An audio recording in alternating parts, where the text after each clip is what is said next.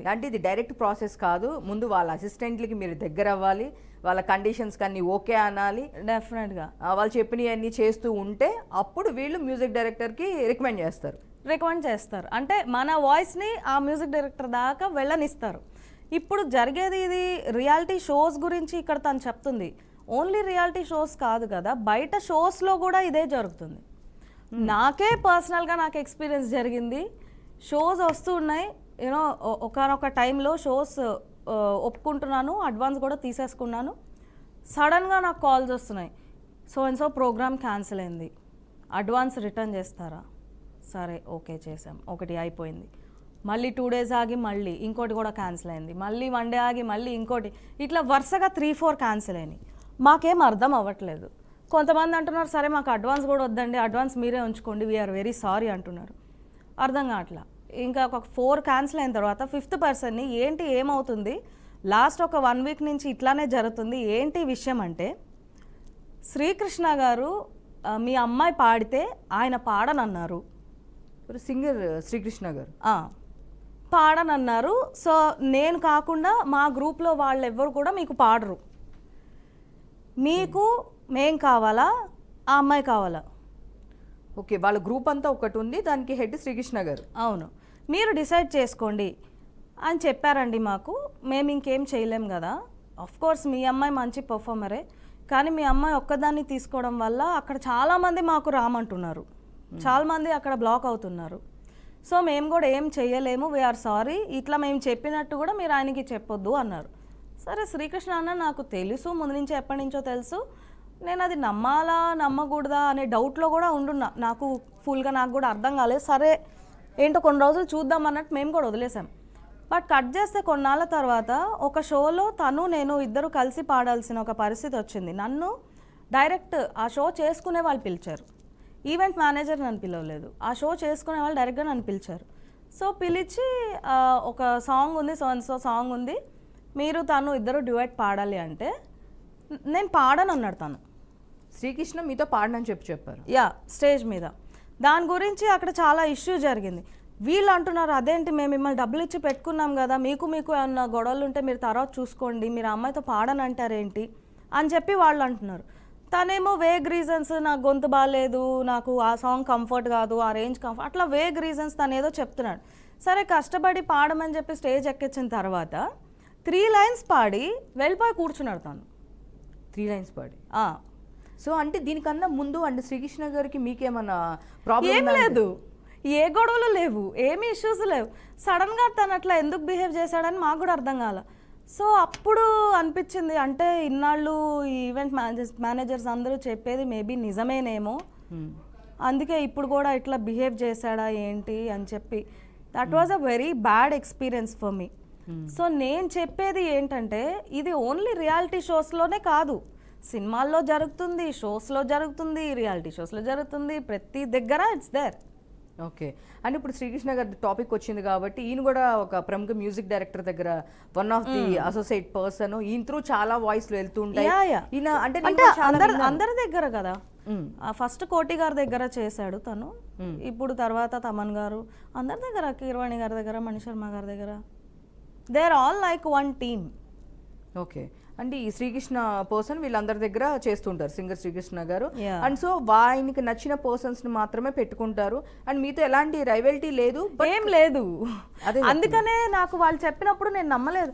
శ్రీకృష్ణ అన్న ఎందుకు చెప్తాడు, మా ఊరు వాడే కదా, నాతో ఎప్పుడు బాగా మాట్లాడతాడు కదా, తనెందుకు, నేను ఎంత చిన్నపిల్లని, తను పెద్దోడు కదా, నాతో తనకేముంటుంది రైవల్రీ, నేను నమ్మలేదు ఈవెంట్ మేనేజర్స్ చెప్పినప్పుడు. బట్ ఆ షోలో నాకు అలా బ్యాడ్ ఎక్స్పీరియన్స్ జరిగిన తర్వాత ఇంకా మేబీ నమ్మాలేమో, నిజమేనేమో అని చెప్పి అనిపించింది. ఓకే, దీనికి సంబంధించి ఒక ఫోన్ కాల్ కూడా తీసుకుందాం.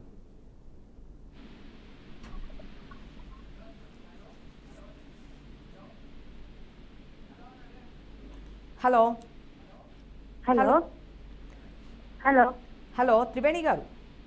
అవునండి, త్రివేణి. యా చెప్పండి, మీరు చూస్తూ ఉన్నారు, ప్రవస్తి మాటలు మీరు వింటూ ఉన్నారు.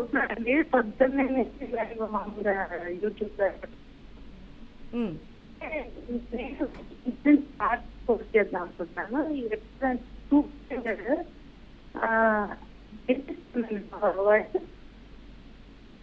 హలో.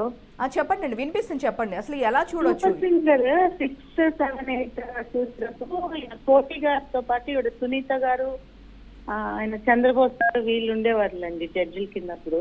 ఓకే. పార్టిసిపెంట్స్ ఏమో అప్పుడు దీపు, ఇప్పుడు ఫేమస్ సింగర్స్ మన గీతా మాధురి గారు వీళ్ళందరూ ఉండేవాళ్ళు. కృష్ణ చైతన్య, అప్పుడు ఇక్కడ మాట్లాడిన కృష్ణ చైతన్య వీళ్ళందరూ. ఓకే. ఈవిడ జడ్జి గా ఉన్నప్పుడు ఈవిడ చేసే టాంట్రమ్స్ చూసి విసుగొచ్చి ఆ ప్రోగ్రామ్ చూడటం మానేస్తాం అసలు. ఎవరు? సునీత గారు చేసాయండి? సునీత ఇంకా చాలా అసలు యాటిట్యూడ్ చూపించేది. అప్పటికి ఇంకా తను ఇంత స్థాయికి వచ్చిందని నేను అనుకోను. బట్ ఆయన చాలా ఓవర్ యాక్షన్ చేసేవాళ్ళు అన్నమాట. అసలు మేము ఆ ప్రోగ్రామ్ ఎంత ఇంట్రెస్ట్ గా చూసేవాళ్ళమో, ఈవిడ రాగానే ఇప్పుడు ఆవిడ కంటెస్టెంట్స్ ని చూసి ఫేస్ పెడుతుంది కదా, ఆ ఫేస్ మా మొహాల్లో వచ్చేది, నా ఎక్స్ప్రెషన్. ఓకే. అంటే ఓవర్ యాక్షన్ అంటే ఏ పరంగా అండి? అంటే వాళ్ళు రాగానే వాళ్ళని ఏమన్నా ఇప్పుడు బాడీ షేమింగ్ చేశారని చెప్పి అన్నారు ప్రవస్తి గారు. బాడీ షేమింగ్, ఏదో టోన్, ఆవిడకి ఇష్టం వచ్చిన జడ్జ్మెంట్ ఇవ్వడం. అప్పుడు ఈయన చంద్రబోస్ గారు వాళ్ళు చాలా కంపోజ్ బాగా ఉండేవాళ్ళు అసలు మాకు. అంటే పిల్లలతో పాటు ఈవినింగ్ అయితే చాలు ఇంకా అట్లా మిస్ అయ్యేవాళ్ళు ఆ ప్రోగ్రామ్ చూడకపోతే అలా. ఓకే. మహాతల్లి కొన్ని రోజులకి ఎందుకో వెళ్ళిపోయింది తర్వాత. వేరే వాళ్ళు వచ్చారు, అశోక్ పుద్దల గారు వాళ్ళు వచ్చారు అప్పుడు ఇంకా జడ్జెస్ కింద. అంటే ఇప్పుడు ఎలా చూడొచ్చు అంటారండి? అంటే ఇప్పుడు బాడీ షేమింగ్ అంటున్నారు ఓ పక్కన, అక్కడ కాస్ట్యూమ్ వాళ్ళ దగ్గర నుంచి, ఆర్కెస్ట్రా వాళ్ళ దగ్గర నుంచి, సో ఇట్లా చాలా తను చాలా ప్రాబ్లమ్స్ ఫేస్ చేసింది. వెరీ గ్రేట్ ఏదో అంటే షీ లుక్స్ గుడ్, పాడతారు, అన్ని ఉన్నాయి. బట్ దట్స్ ఏమో మరి ఆవిడ ఏదో దేవకన్య అనుకుంటే అనుకోనింది. But she cannot see others. అందరు దేవకన్యలు అవ్వలేరు కదా. ఆ హ్యుమానిటీ ఏమో మీరు కనుక ఆ పాటకి తీసి చూస్తే మీకు అర్థం అవుతుంది అసలు. అవును. ఇప్పుడు చాలా మంది అదే చెప్తున్నారు.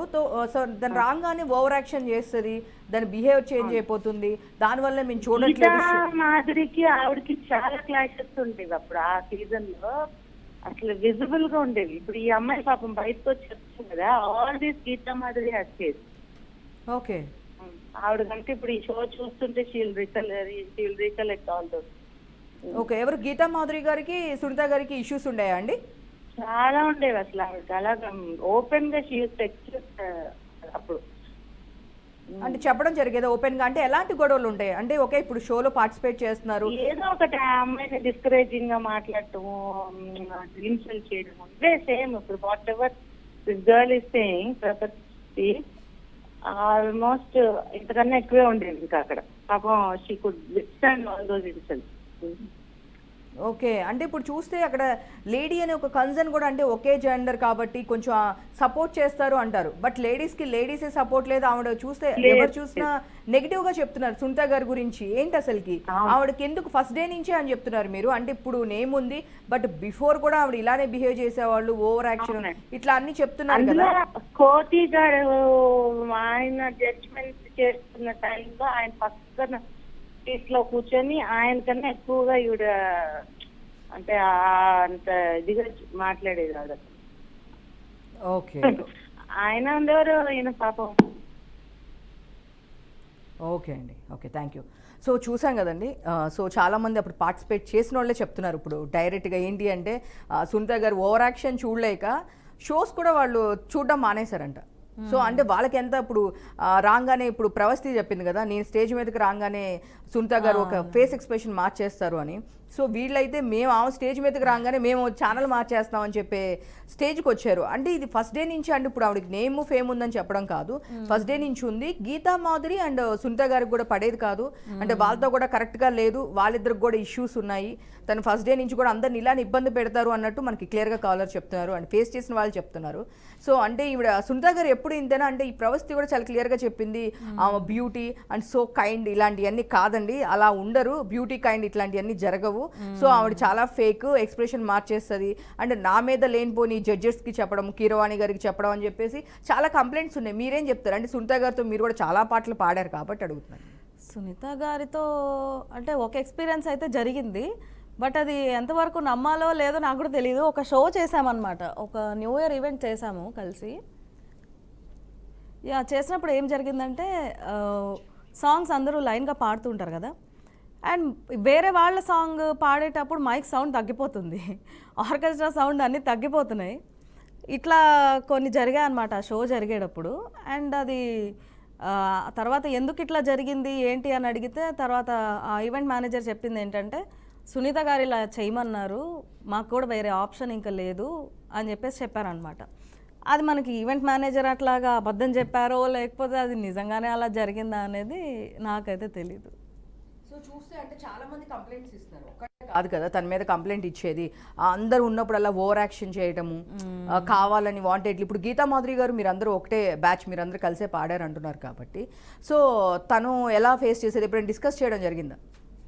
లేదు, ఈ పరంగా ఎప్పుడు డిస్కస్ చేయడం జరగదు. అంటే ఇప్పుడు పైకి చూస్తే అందరూ ఫ్రెండ్లీగా ఉన్నారు, వీళ్ళందరూ బాగున్నారు అని అనుకోవడం ఇట్స్ వెరీ కామన్. బట్ ఇంటర్నల్గా ఎవరి ఇష్యూస్ అనేవి వాళ్ళకి ఉంటాయి కదా, ఎంతలాంటి వాళ్ళకైనా డెఫినెట్గా ఒకళ్ళకి పడదు, ఇష్యూస్ అనేవి ఉంటాయి. అంటే దీంట్లో ఎక్కువ లేడీసే కనిపిస్తున్నారు జెంట్స్ కన్నా కూడా. దీని గురించి ఏం చెప్తారు? అంటే జెంట్స్ కూడా ఉన్నారు కానీ లేడీస్కే పడట్లేదు అంటే సపోర్టింగ్ పక్కన పెడితే కనుక చాలా మంది ఉన్న కంప్లైంట్స్ బిఫోర్ కూడా 1-2-3 వచ్చినాయి. ఆ కంప్లైంట్స్ కూడా లేడీస్కి సపోర్ట్ చేయట్లేదని చెప్పేసి చెప్తున్నారు. ఆడవాళ్ళంటే పడదు కదండి. ఆడవాళ్ళే పడదంటారా? లేడీస్ అని కాదు, జెంట్స్ అని కాదు, నన్ను అడిగితే మనిషిని బట్టి ఉంటుంది, అది అమ్మాయా అబ్బాయా అని నేనేం పర్టికులర్గా మాట్లాడట్లేదు. ఇప్పుడు అదే పర్సన్ ఒకళ్ళకి మంచి అయి ఉంటారు, ఇంకొకళ్ళకి ఏదో ఒకటి నెగిటివ్ చేస్తుంటారు, లేకపోతే మైనస్ చేస్తుంటారు కదా. సో అట్లా చేస్తూ ఉంటారు అట్లని. సో ఒకసారి ట్రై చేద్దాము, గీతా మాధురి గారు కూడా ఒకసారి కాల్ ట్రై చేద్దాము. ఓకే, అసలు దీని గురించి తన టాపిక్ వచ్చింది గీతా మాధురి గారు కూడా అని చెప్పేసి చెప్పడం జరిగింది కాబట్టి ఒకసారి ట్రై చేద్దాము. గీతా మాధురి గారు లేదు, యాక్చువల్గా లిఫ్ట్ చేయట్లేదు, బట్ మార్నింగ్ నుంచి మేము ట్రై చేస్తున్నాం అందరికీ, గీతా మాధురి గారికి అండ్ సునీత గారికి వీళ్ళందరికీ మేము ట్రై చేస్తూ ఉన్నాము. మేబీ ఇష్యూ వలన ఏంటనేది తెలియదు, కాల్ లిఫ్ట్ చేయట్లేదు ఎవరు. సో కంటిన్యూగా ట్రై చేస్తూనే ఉన్నాము. సో ఎందుకు ఇట్లా కావాలని చెప్పేసి సునీత గారి మీద చాలా కంప్లైంట్స్ ఉన్నాయి. అంటే కాస్టింగ్ కౌచ్ కూడా వాళ్ళకి ఎవరు సపోర్ట్గా ఉంటే ఇలాంటివి సింగింగ్ దీనిలో కూడా ఉన్నాయి అంటారు. దీన్ని ఎంతవరకు కరెక్ట్ అంటారు?